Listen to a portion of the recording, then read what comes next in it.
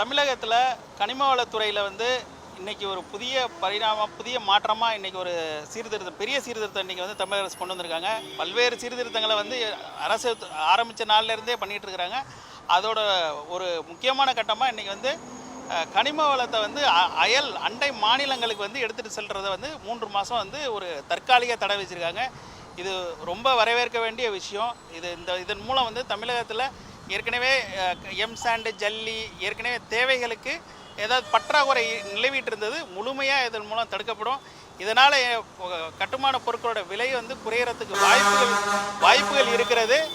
இதன் பயன்படுத்தி ஏற்கனவே நம்ம வந்து விலையேற்றம் இருந்துகிட்டு இருந்தப்போ நம்மளுக்கு ஏற்கனவே அக்ரிமெண்ட் போட்டதில் வந்து ஒரு சுமை ஏற்பட்டு இருந்துச்சு எங்களுக்கு. அது வந்து இப்போ அது வந்து முழுமையாக மாற்றப்படும் அப்படின்ற ஒரு நம்பிக்கை ஏற்பட்டிருக்கு. அதனால் தமிழக அரசுக்கு வந்து இந்த நடவடிக்கைக்கு வந்து நாங்கள் வந்து greater Chennai civil engineer association சார்பாக மிகப்பெரிய பாராட்டுகளை தெரிவித்துக் கொள்கிறோம்.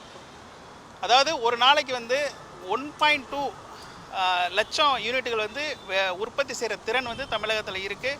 இதில் சென்னை இல்லாத பகுதிகள், அதாவது ரெண்டையும் சேர்த்தா இதில் சென்னைக்கு 30,000 யூனிட்டு, சென்னை இல்லாத பகுதிகளுக்கு 75,000 யூனிட் வரலும் தேவை இருந்துகிட்டு இருந்துச்சு. ஸோ இதோட தேவைக்கும் உற்பத்திக்கும் வந்து நம்மளுக்கு வந்து உற்பத்திக்கும் டிமாண்டு கரெக்டாக தான் இருந்துகிட்டு இருந்துச்சு.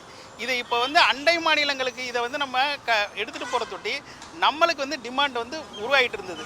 அது வந்து இன்றைக்கி தடுத்துருக்காங்க அப்படின்னா நம்மளுக்கு வந்து இதை வந்து ஒரு மிகப்பெரிய ஒரு மைல் ஸ்டோனாக தான் நம்ம இதை வந்து கருதணும். அதனால் தமிழக முதல்வர் ஜோசப் விஜய் அவர்களுக்கு greater Chennai civil engineer association சார்பாக மிகப்பெரிய பாராட்டுகளை தெரிவித்துக் கொள்கிறோம். என்ன காரணம் சார்? ஏன் திடீர்னு ஒரு 3 மாதம் தடைனா எதுக்காக? அதாவது எம்சாண்ட் வந்து நம்மளுக்கு தேவை வந்து ஒரு நாளைக்கு உற்பத்தி திறன் வந்து 1.2 லேக்ஸ் யூனிட் உற்பத்தி திறன் இருக்குது. நமக்கு தேவை அதுக்கு நிகராக தான் இருக்குது. ஆக இதுலேருந்து ஒரு கனிம வளத்தை போய் அயல் மாநிலங்களுக்கு எடுத்துகிட்டு போனால் நாம் வந்து யார் பாதிக்கப்படுவாங்கன்னா தமிழகத்தில் உள்ள கட்டுமான நிறுவனங்கள், கட்டுமான பொறியாளர்கள், கட்டுமான தொழிலில் ஈடுபட்டுருவாங்க. இதோட நுகர்வோர்கள் பாதிக்கப்படுவாங்க. ஸோ அதை மனசில் கருத்தில் கொண்டு ஒரு 3 மாதம் இது எப்படி இருக்குங்கிறத கண்டிப்பாக பார்த்தாங்க அப்படின்னா அவங்களுக்கு ஒரு டிஃப்ரெண்ட் தெரியும். இது வந்து கண்டிப்பாக இதில் ஒரு பெரிய மாற்றம் நடக்கும் அப்படிங்கிறத எங்களோட கருத்து. இதில் இப்போ இந்த 3 மந்த்ஸ் மட்டுமா, இல்லை வந்து இது உங்கள் அசோசியேஷன் சார்பில் நீங்கள் என்ன கோரிக்கை வைக்கிறீங்க? 3 மாதமா இல்லை நிரந்தரமாக வந்து ரத்து பண்ணணும் அண்டை மாநிலங்களுக்கு கனிம வளம் போகிறது? இது வந்து தீர்க்கப்படாத ஒரு பிரச்சனை சார்.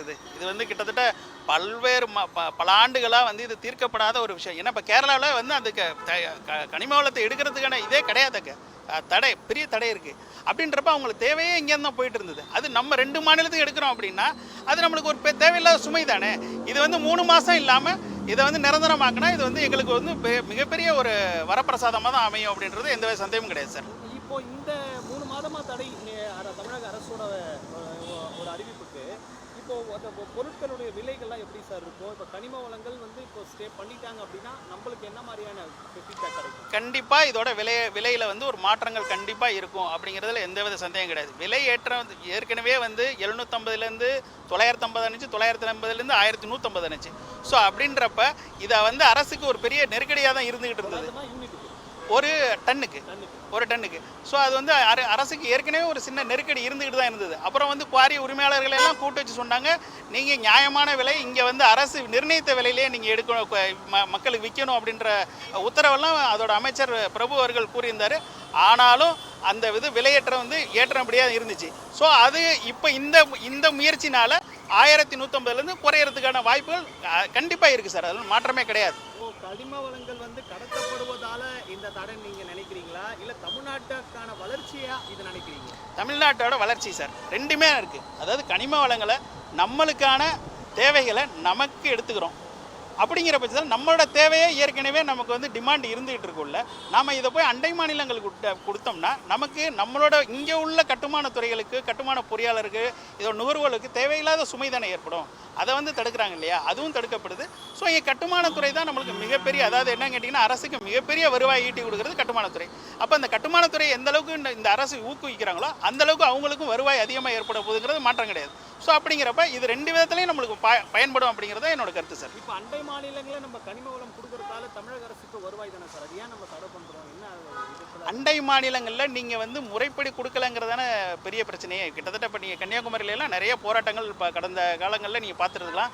அதாவது எப்படி டிஜிட்டல் முறை பிரகாரம் அந்த ரசீது பிரகாரம் அவங்க வந்து கொண்டு போய் அவங்கள்ட்ட சேர்க்கலை, அதை ஒரு போலியான இது தயார் பண்ணி அதை கொடுத்தாங்க அப்படிங்கிறதான பெரிய குற்றச்சாட்டு இருந்துச்சு. அது பல்வேறு போராட்டங்கள் நடந்துகிட்டு இருந்துச்சு.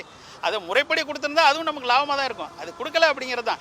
நம்மளோட தேவையை ஃபர்ஸ்ட் ஆஃப் ஆல் நம்ம வீட்டு சாப்பாடு நம்ம ஃபஸ்ட்டு நமக்கான தேவைகளை முடிச்சுக்கிட்டு நம்ம அடுத்த மாநிலங்களை பார்க்கலாம். இப்போ கேரள அரசுக்கு இருக்கிற அந்த இது வந்து நமக்கே இல்லை. அது அவங்க என்ன சொல்கிறாங்க, இப்போ கேரளாவில் இதை எடுக்கிறதுக்கான இயற்கை வளங்களை எடுக்கிறதுக்கே அங்கே தடை இருக்கு அப்படிங்கிறப்ப அந்த பட்சத்தில் நாம் வந்து நம்மளுக்கான தேவைகளை மட்டும் சரி பண்ணிக்கிட்டாலே போதுமே. ஏன் நம்ம அடுத்தவங்களுக்கு கொடுக்கணும் அப்படி? அடுத்தவங்க அடுத்த நாடுன்னு நான் சொல்லலை, நம்மளோட மாநிலத்துக்கான தேவையை நம்ம பார்த்துக்கிட்டு அதுக்கப்புறம் நம்ம பண்ணிக்கலாம் அப்படின்ட்டு. ஓகே, இப்போ புதுச்சேரிக்கு மட்டும் விலக்கு கொடுத்துருக்காங்க, என்ன காரணம் சார்? புதுச்சேரி இட் இஸ் நம்மளோட பார்ட் தான் சார். அது நம்மளோட மாநிலத்தில் நம்மளோட தழுவி இருக்கிற மாநிலம் தான். அது ஒரு பெரிய தேவையை ஒன்றும் நமக்கு அங்கே ஒன்றும் பெரிய பாதிப்பை ஏற்படுத்துறது. ஒரு யூனியன் டெரிட்டரி, அது ஒரு சின்ன ஏரியா தான், சென்னையை விட சின்ன ஏரியா தான். அப்படிங்கிறப்ப நம்மளுக்கு ஒரு பெரிய பாதிப்பை அது ஒன்றும் ஏற்படுத்துறாது. பட் மாநிலத்துக்கே ஒரு தேவையை கொண்டு போய் கொடுத்தீங்கன்னா அப்படி தான் நமக்கு ஒரு பெரிய பிரச்சனைகள் ஏற்படுறதுக்கு வாய்ப்பு இருக்குது.